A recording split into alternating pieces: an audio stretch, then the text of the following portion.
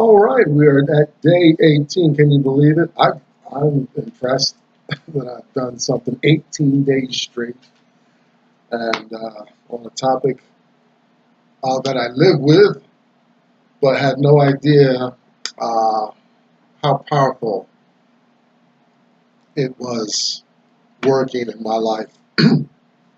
I'm Tom Nye back. Thanks for hanging in there. Day 18.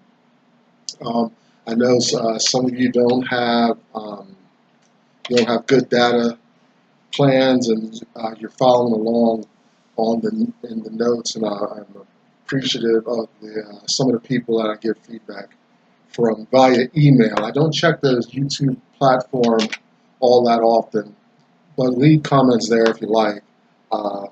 Someday I'll get updated. Someday I'm going to have little captions over here and buttons over there and this, so as the year goes on. Right now we're just being very informal, casual. I like that. As always, our housekeeping kind of intro stuff.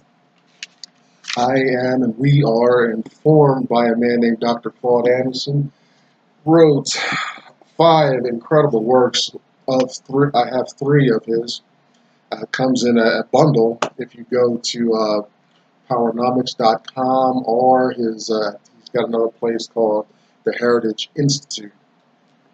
First book I read was A Black History Reader, 101 Questions You Never Thought to Ask, and that, after reading that, it was actually videos. Dr. Anderson and I have a mutual friend, and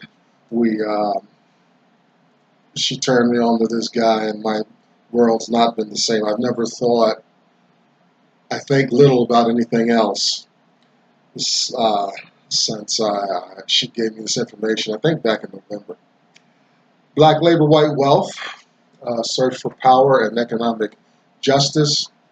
You find, once you understand the racial position, the economic impact, a lot of things become clear. History suddenly becomes clear. Reasons why there's a have and have not becomes clear.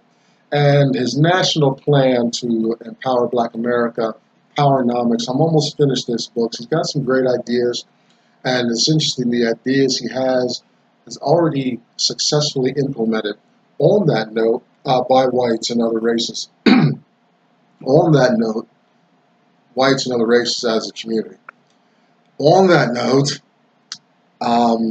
know that this information, his plan to empower Black America was something that he wanted to see realized in 2005. And we're in 2019, so we're a little bit late, but the information is relevant, and I felt some empowerment. I've gone in new directions financially, mentally, spiritually, my feelings about America and such. And we're not going to be all racial and stuff all the time and serious. We're going to have some story time. I'm going to paraphrase a great foundational work by Harriet Beecher Stowe, a white female abolitionist, Uncle Tom's Cabin. And we're going to look at literature. Hopefully one day I can really articulate the power of literature and how literature, the media, in her day that was the media, shapes how we think, live, dress, present ourselves. But that's more philosophical, maybe a tangent, although a lot of elements that were true in her day and come through in her fictional work are apparent and very powerful right now. So happy Friday with you. Let's see if we can get right to it. And we've doing this for 18 days now, and I want to be consistent with the material because I don't know, as new people get added to the email list, we want to, come together unified on we want to be on the same page, pardon the pun. So here we go. Today's topic, I'm learning just as well as you are if these topics are unfamiliar. It's called the Doctrine of Unequal Exchange, and it's all through Dr. Anderson's book. Once we get into it, you're going to find it very real. Even up to this day, we were talking about slavery, the roots of slavery. And, if we had a clock and put this on a big time dial, this clock, slavery is an old practice, but the slavery that's got us jammed up here in America and still prevails to this day in a lot of various forms. We can trace that all back around the 1400s, and we can tell a great story about where the race of races started, taking people out of Africa and using them as a workforce, and the Europeans appropriating land in the northern hemisphere here, North and South America. So that we've talked about it a little bit before. We'll talk about it again. But as far as the doctrine of unequal exchange, I don't think anything is going to be, nothing's going to surprise you with today's introduction, because I want to get into some specifics of how that worked. But I wanted to get into this because, as I talk about this topic and present it to you, it finds roots. When I articulate some of these challenging subjects, I'm able to go further in my own personal thought with them. Like music, I play guitar, and so I can muse on guitar. I can think about chord scale relationships and movements, timing, and all that. But it's when I play, even particularly when I employ these musical concepts and theories out into the public, then my understanding can go deeper and deeper. So what has happened to me over these more than 2 weeks and some change is I've just seen a disturbing trend, and it's real, I guess it's easy to see it, white power got power, took power, and kept power. And black vulnerability from the slave and the slave mind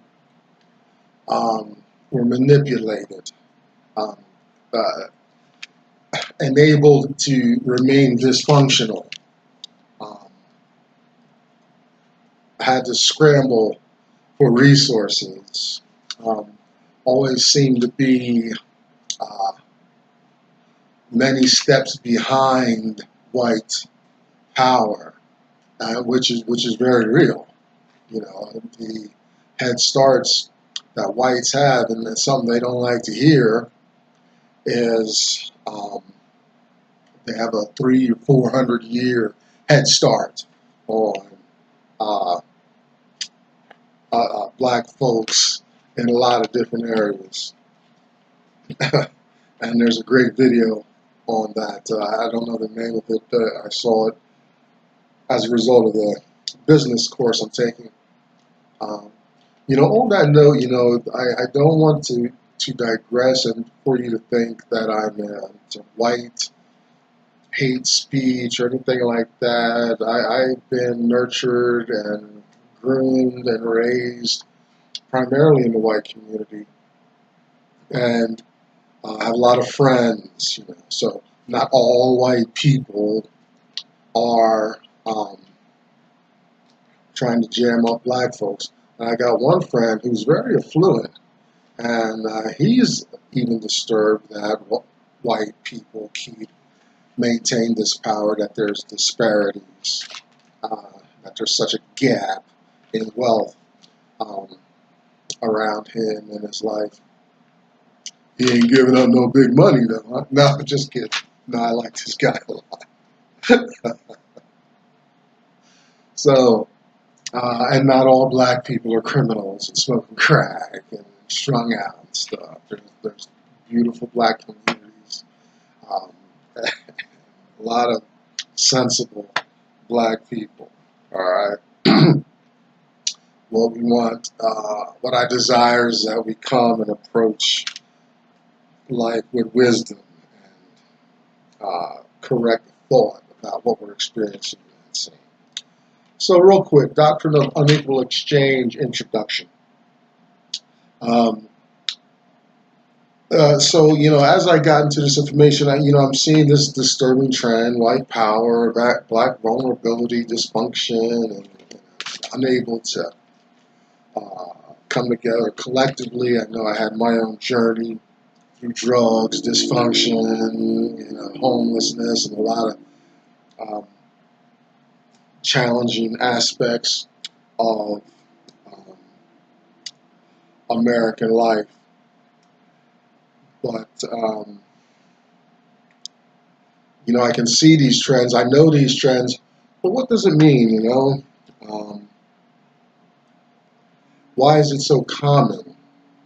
It's such a given thing, and at the same time, the white population, other races competing with blacks, knocking us out of wealth and resources, employment opportunities, on and on. Their numbers increase, and our physical numbers are challenged. Could black be an extinct color on the earth? Could we go away or be visited by aliens, so to speak, and they just find white people all over the planet? Sometimes I feel like that's how some white people would like it. Oh boy. So understand, self-explanatory, and it's simply, simply put, it is, giving you, think about your most valuable thing, right, in your life, and a tangible thing, right, something concrete that you can pick up and hold. Well, I'm going to give you this piece of paper for it, and you give it, right? It's very valuable to you, but I give you this. I say we agree. I give you this piece of paper, and you give me your most valuable, precious object. Well, that's what would happen when the Europeans found. Now they didn't, try this with other Europeans because the value system was similar. But now when they run into the so-called Native American, when they run into the Africans on the Ivory Coast and deeper into inland, into the heart of Africa, they find their Europeans use their beads and trinkets, broken weapons, and broken items. They're trading this for massive amounts of slaves, huge chunks of land. They're just unashamedly just robbing these early people. And my guess is that the value systems were just so opposite. The so-called Native American and the Africans.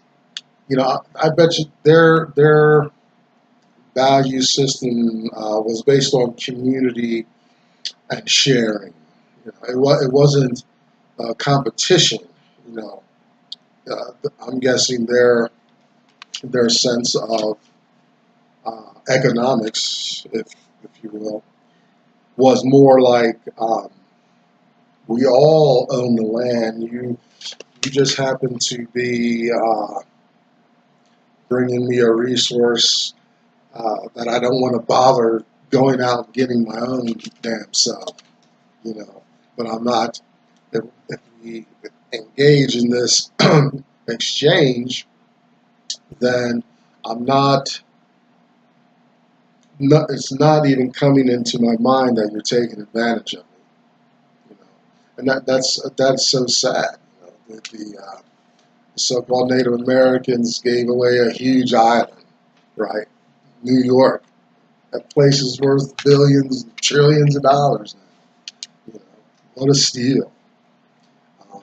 The Africans, you know, whatever exchanges went on for those tribal leaders to sell off their people and things like that. And slavery was already happening in Africa. Slavery is it's a worldwide phenomenon that goes even back way before America's slavery. But it's still, when the Europeans came and greedily made their plans and everything and agreements, you know, these chiefs, you know, I wonder if they could hear the news, or if they could visit the colonies, say, in the mid to late 1700s, early 1800s, and see what was going on with the relatives and their children that they sold in groups. You know, oh man, what you know, that's incredible. But the doctrine of unequal exchange and the weight, or the favor, was obviously toward white Europeans. You know, the English and the Portuguese, and the Spanish, French. You know, they all, you know, had their claim, and man, I bet you that news just ran around the earth like wildfire. You know, I'm filling my boatload of black souls for trinkets and broken machinery and stuff. Wow. My problem is that it continues to this day. It continues into the black neighborhoods, where you see drug use and abuse. You see it in incarceration, like anything negative associated with black folks. It is still this process happening from 300-400 years ago. Wow, how is that's amazing. You know, that these laws have never been overturned. You know, not verbally, but you know, what if these early slave handlers and slave masters had known, like, the power? It's like, man, we just you know, tweak a generation of black folks, generation or two, and it continues, you know, seemingly unabated, with little to no resistance. That's incredible. And that white thought to stay in a place of dominance over people, creating a whole class, or encouraging, I shouldn't say creating, encouraging a class. And black folks, just stay in there.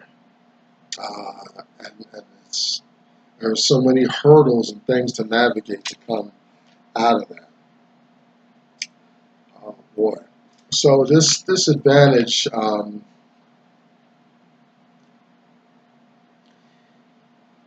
it's just disturbingly real. It continues, and you really, it's enough to motivate me to really change my thought and thinking. Now this doctrine of unequal exchange, that's kind of the economic position of the European whites, okay? So, but it's also, more or less that they're putting they're really defining what I've said a few times before about European white thought. And that is, when the Europeans see a resource or space that appears to be unused, they believe in their heart they have a right to take it, appropriate it, move aside whoever's there, or even get people to work it. Like whatever's working in their favor is good. This doctrine of unequal exchange is just I didn't get far enough. This is still an introduction of the doctrine of unequal exchange. But so I'm still digging, but I don't know if it was a verbal writ. It's an affirmation of that European thought that just has feelings of entitlement, feelings of a right to wealth and resources. You're not using it, so I'm going to take it. That's my law. That's my thinking about that resource and the wealth there. And we still see it today. Just a year or two ago, right up in South Dakota, there was some. There's always every couple of years or so, there's always some big issue about the Native American or the Indian land in America, and America as a nation is just it just has no shame about making a big promise and breaking it, or never even following through. Same as it's a huge thing for the so-called Native American, because they get land and there's treaties and stuff that they got to put on their own 365-day deal thing about that. I'm just going to use one example because they do have some legitimate beefs. But so South Dakota, and they want to run the oil pipeline or something over the Indian land, and it's supposed to belong to the Native Americans, but America wanted that space to run their pipeline. They didn't want to come over, cut up, and go around it and whatnot. They said, no, we just want to go straight on through. That's all. That's period. And as you can imagine, it's Indian land, so it's probably pristine and clean and whatnot. And it was a big thing, all the kind of nature people, a lot of white folks went up there to protest, but they ended up making a bigger mess than probably just putting the damn pipeline in would have been anyway. So that's, I mean, that's an example, you know. And you're going to see it. You'll see it in America all over. You know, Alaska is just wide open. It's just happens to be far out. Like, who knows what's going on up there? You know, I'm sure Hawaii went through their challenging and changing times with that space there, all that pristine, beautiful Hawaiian space. So this doctrine of unequal exchange, I'll finish up with this here. It's if you remember my devil's advocate piece, you know, a lot of these things, it was just a comedy of opportunities for Europe. When this new land was discovered, it was like this new land was discovered, and this easy access to labor. This happened at the same time. Not only did it happen at the same time, but Europe was getting over devastating famines, pestilences, all kinds of weird stuff going on in Europe, diseases and things like that. All these weird plagues and all that kills millions. So that they were going through. They were desperate for. They needed a break, wanted a break, or whatever. So when this land, North and South America, and these black folks that just were compliant and submissive, a different value system, and all that became available. It was just the perfect storm of opportunity, virgin land, untapped wealth, and a free workforce at the same time. You know, doctrine of unequal exchange is such an understatement as far as what Europe gained through all that interaction. A lot of greed there on a whole lot of sides. Dr. Anderson, we're going to talk about how the Native Americans participated in slavery. Blacks had slaves before the Civil War.